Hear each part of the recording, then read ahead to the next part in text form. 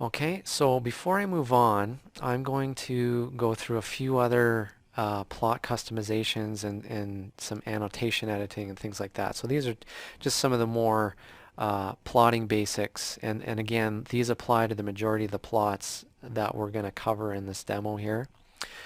So one of the things that you might want to do is you're going to want to put a text annotation on the plot.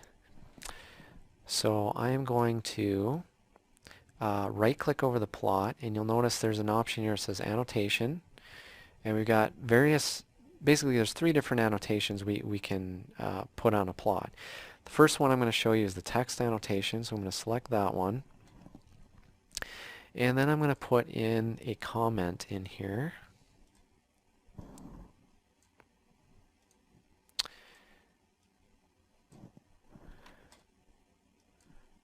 So in this case, I'm just going to put a comment relating to the fact that we've converted these pressures to bottom hole conditions. So I'm just going to put a little note in there about that. That's our basic text annotation. And again, these annotations can be moved anywhere in the plot. You just simply click and drag them. I'm just going to put this so it's not overlapping the data, so we can still see the data set here.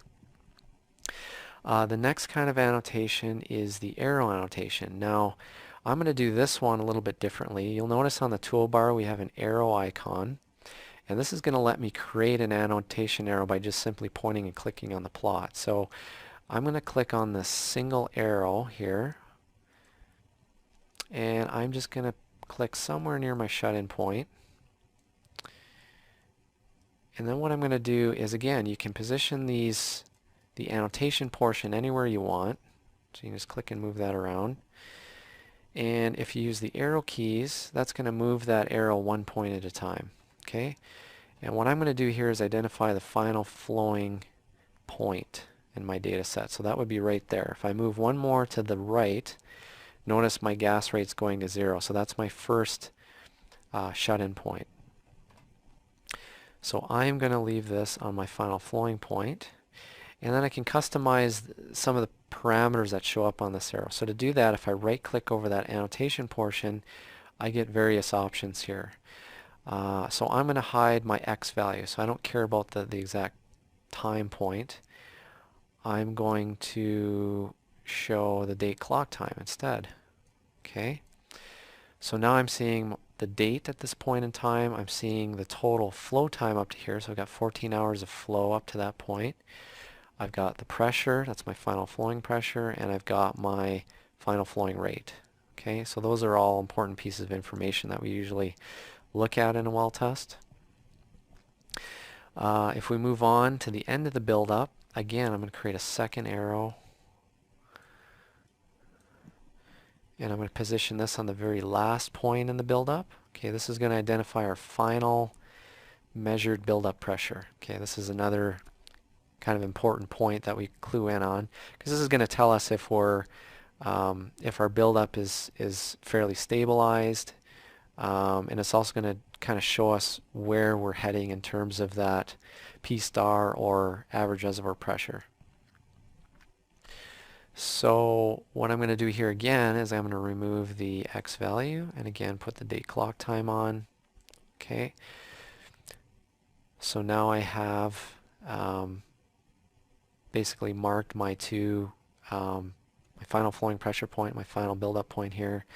I've added a comment relating to the fact I've converted these pressures. So when I print this plot out, all these things are denoted on the plot. So if I give this to my client or I give this to one of my coworkers, they can quickly see what I've done in this analysis. And you can add as many of these arrows or text annotations as you need. If you have more comments that you need to put in here, you can just add as many of those as you need. So there's one last annotation type I'm going to cover, and that is the parameter annotation. So again, I'm going to use the menu to create this one. So I'm going to right click over the plot, annotation, parameter. And this one, I might put things like reservoir temperature,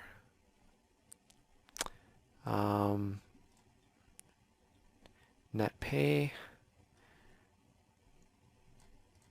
And the other one I want to put in here would be maybe total porosity.